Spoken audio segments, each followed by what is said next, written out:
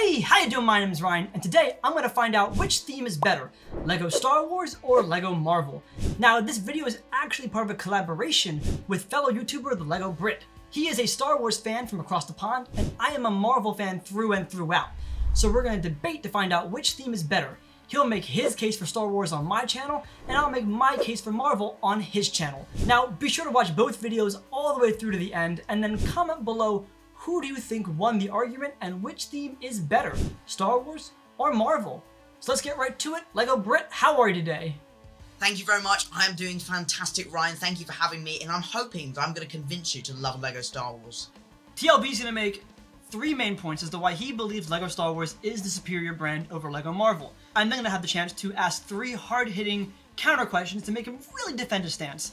At the end, TLB will recommend one set that he believes best encapsulates all the wonderful qualities of Lego Star Wars, which I will build and review to finally see if I can be converted into the world of Lego Star Wars. So, without further ado, floor is yours.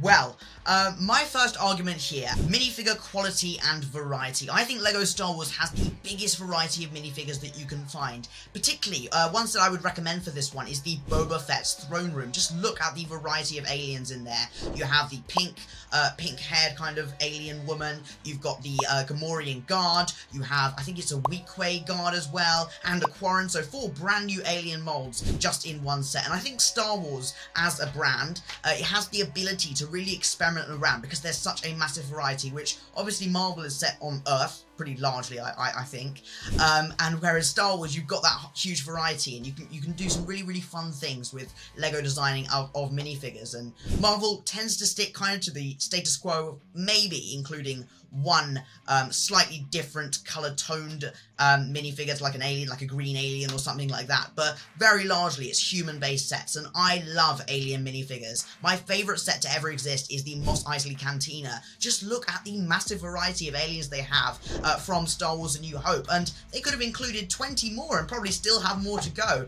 Star Wars is going on a really big journey with minifigure quality. I know there are some that have caused a little bit of controversy, a bit like the Armorer from the Armorer's Mandalorian Forge, which was kind of a reuse of the Gar Saxon helmet, but overall I think they're getting better and better. Gar Saxon is one minifigure that I think is absolutely flawless. I will admit that the Lego Star Wars designers are not perfect with their minifigures. I think the new Boba Fett minifigure with his kind of inaccurate armor is a sign that they're perhaps not as perfect as I'm making them out to be, so I guess that's kind of an argument in your favor, but I'm willing to accept that they're not perfect, but I do think that they have a better variety than Lego Marvel.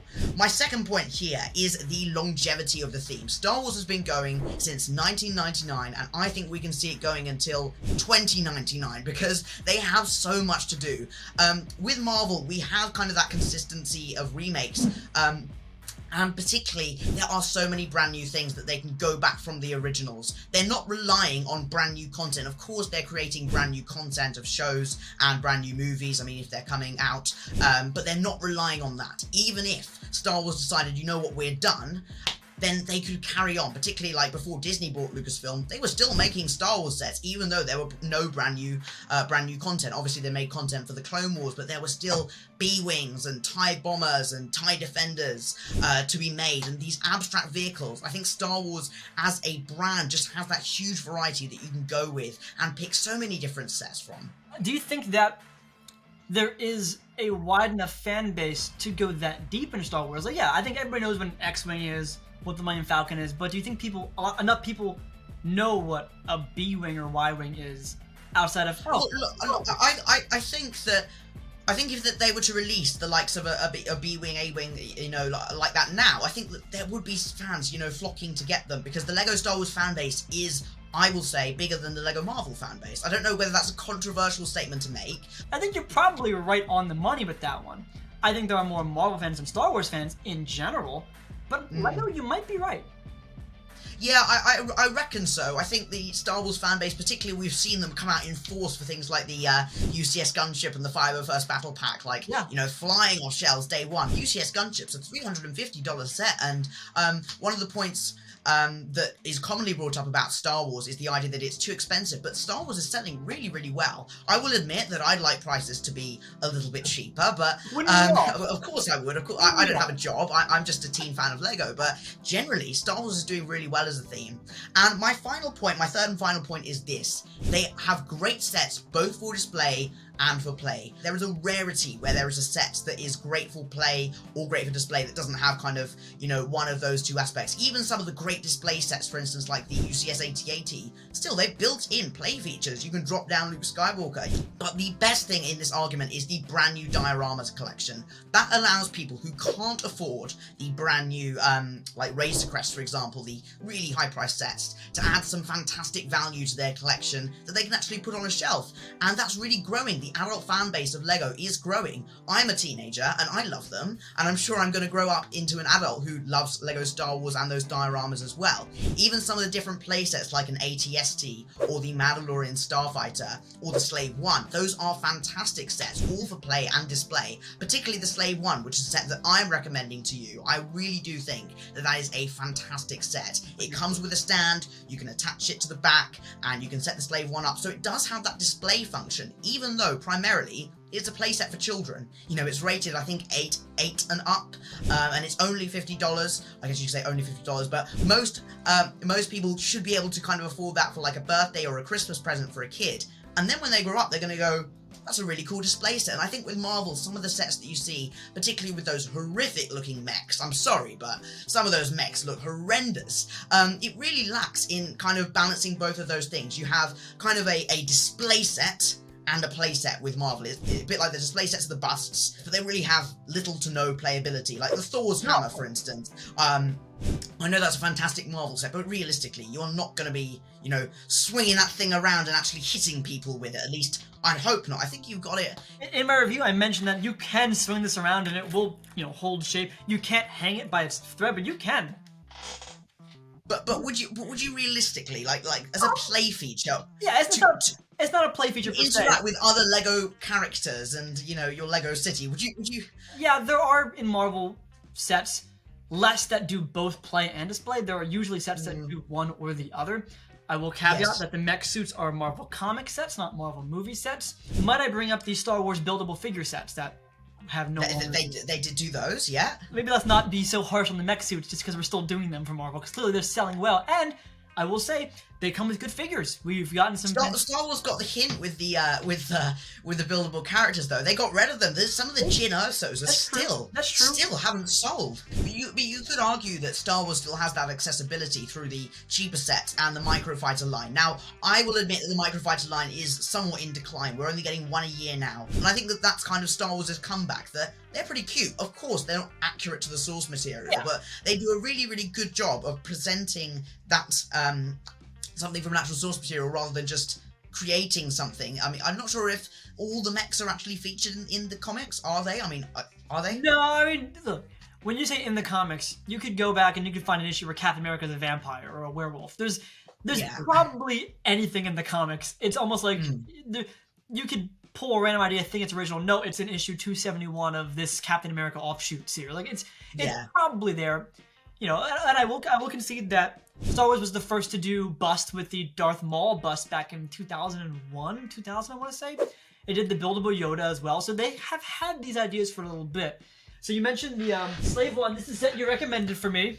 Got it right here. This is the from Mandalorian Season 2, I presume?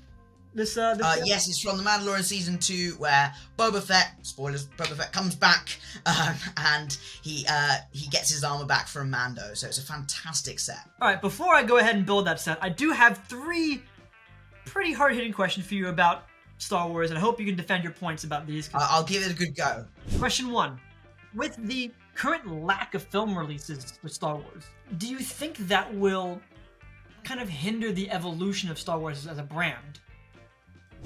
No, I don't think it will. I think that Star Wars is doing fantastically well on the small screen. They're putting so much money into these small TV shows. So I recognise that perhaps Andor isn't as popular as the TV shows that came before it with The Mandalorian and the Book of Boba Fett, but that's fine. It doesn't always need to be a catch-all TV series. I have the Lego set, the single Lego set that they've done from Andor right here, which is the Ambush on Ferrix. You know, they've done one. There's no need for them to do a second one. I mean, they could if there's something fantastic that happens later on, but they've covered it from a Lego point of view. I think Star Wars is going in a fantastic direction, and I reckon that we will get more Star Wars movies in the future. But Lego Star Wars are going to keep falling back on some of the vehicles that they haven't made in the original trilogy, some of the vehicles perhaps from the prequel trilogy that they haven't made in a long time, a bit like this summer we got the AT-T, which hasn't been out since 2013, so a lot of teen fans of Lego like me were, you know, amazed that we can finally get our hands on an AT-T. And I think that Star Wars, unlike Marvel, I think this is a point against Marvel. I think that if they stopped doing Marvel,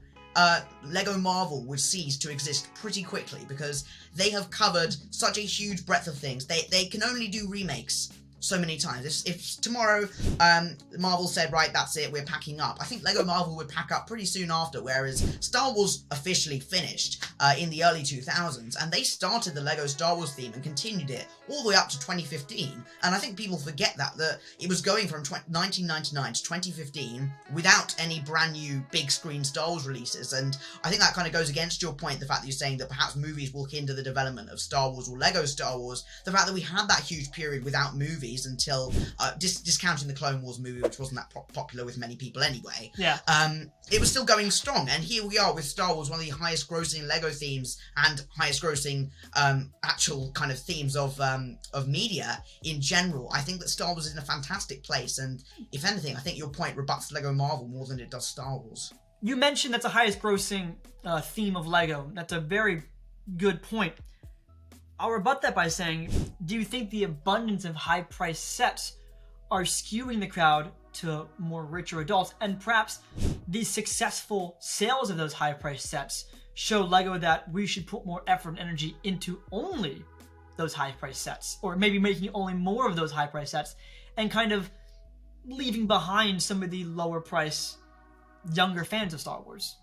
Yeah, so as a younger fan of Star Wars, I'm 16 years old, I completely recognise that there is an issue with Lego 18 Plus line. However, and this is the key thing, I think that there is a space for 18 plus Star Wars sets. People who grew up with Star Wars in the 1980s are now fully fledged adults who are earning money and might want to spend that money rather than on kids' toys. I would disagree with the premise that it is a kid's toy, but I can certainly see if I was a 40-year-old man walking in and I might not want to pick up a little set with, you know, flick-fire missiles. I do recognise that perhaps having the Star Destroyer, the Razor Crest, the AT-AT, the Falcon, the gunship, all of those massive sets on shelves at the same time may be a little bit excessive.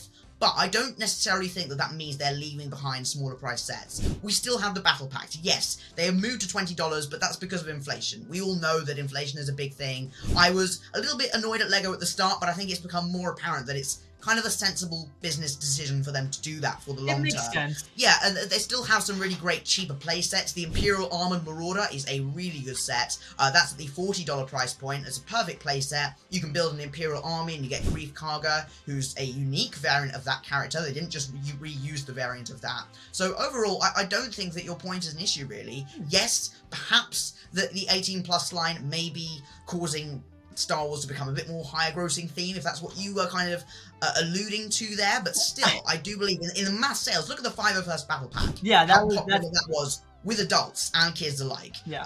I know people from the age of 10 to, you know, in their 30s who are picking up the 501st Battle Pack, and I'm sure 80-year-olds who like Lego probably picked up the 501st Battle Pack as well. I would put money on the fact that 501st Battle Pack is probably the most popular Lego set of all time.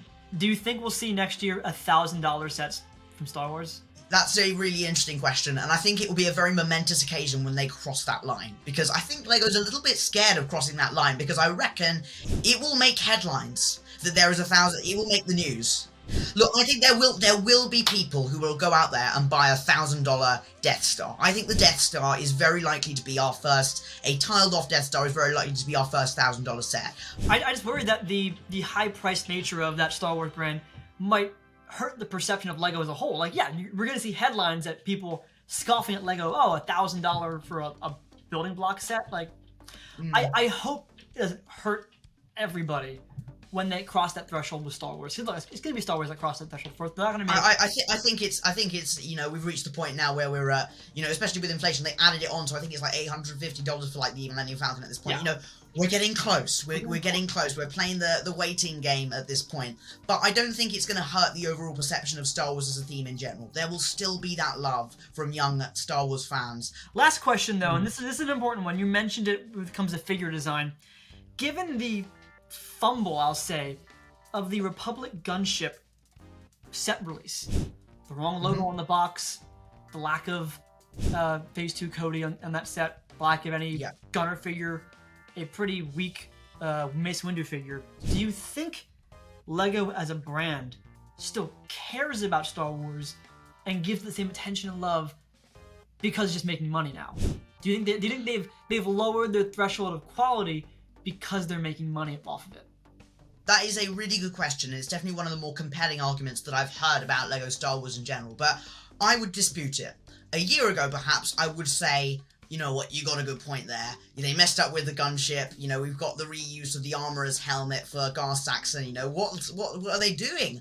But I think this year has really shown, if you look at the Lego Star Wars sets that were released so far in 2022, so many, an abundance of brand new minifigure designs going above and beyond. We got Phase 2 Cody. Now, I think that the reason that they fumbled the gunship design, not necessarily the logo, but not including Phase 2 Cody, was a bit of clapping back at certain fans that were directing kind of abuse towards the Lego Star Wars designers. And I can understand from their point of view why they may want to kind of give the fans a taste of their own medicine. They're doing their job ultimately. It's a $350 set, and if they think that kids aren't going to be able to afford $350, which is very true, but kids want Phase 2 Cody predominantly, they should give it to the kids, and that's why they put it in the ATT instead of the Republic gunship. I don't think that was a fumble. At the time, I was, grouching about it, thinking, what are Lego doing? Do they not care? But I really do think that they are starting to engage more with the online Lego Star Wars community. I think that we're in a new golden era of Lego Star Wars, so I would urge anybody who's on that borderline of thinking that perhaps Ryan has the edge on this argument. No.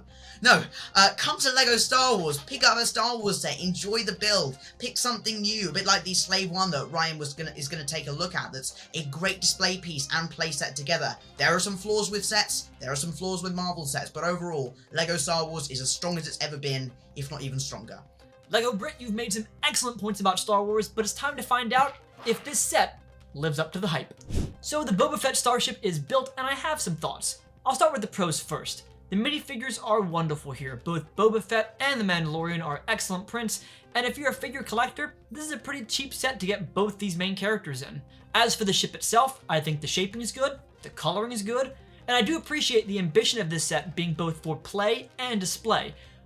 But that's where the cons come in. I don't think it commits to either fully, and the set falters for it. On the play side, there are only 2 stud shooters. The turrets on the bottom of the ship are kind of flimsy and can fall off pretty easily, and while the handle on the back is a nice touch to carry the ship and fly it around, it's a bit too tight of a squeeze back there, even for my small hands. But more importantly for the play side, you can only fit one of the 2 main characters into the ship. As for display, I think Boba Fett's starship is a little bit too small to really be a display piece. While you do get a stand that comes with this, a little rolling rebel cart that holds up the ship, I do think you would have saved some pieces if you had a secondary Technic handle in the back from the bottom that would almost act like a picture frame stand to hold up the ship. And you could use those spare pieces now to make the ship a little bit bigger to fit both main characters. Now, you might be thinking, well, hold on. What about the Black Panther Dragonflyer from the Infinity Saga wave? That was a small ship that could only hold one main character, and you got both Shuri and Black Panther. So what gives? And you have a fair point. Those 2 sets are pretty comparable. Only 2 stud shooters, a small ship, and a couple extra figures to go with it. But I think there are a few main differences. One, with the Dragonflyer, you also got a Chitauri figure to shoot at. So you had a target and a ship. 2, I think the Dragonflyer just had more playability with the movable wings, stud shooters, and the 2 different forms the ship can take. And 3, most importantly, that set was only $20, whereas this one is $50.